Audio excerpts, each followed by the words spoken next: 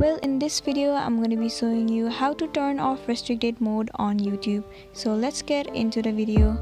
All you have to do is follow this process. First, you need to open YouTube. Now you'll be landing on your home page. Now you need to click on your profile on top right corner. Then you need to click on settings. Then you need to click on the very first option, general. Now if you scroll down to the bottom, you'll get to see the option of restricted mode.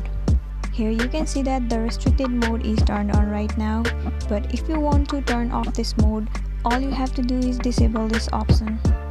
So there you go, the restricted mode has been turned off successfully. So this is it for today. I hope this video was informative for you, and thank you for watching it till the end. We'll see you on my next video. Till then, stay safe and take care.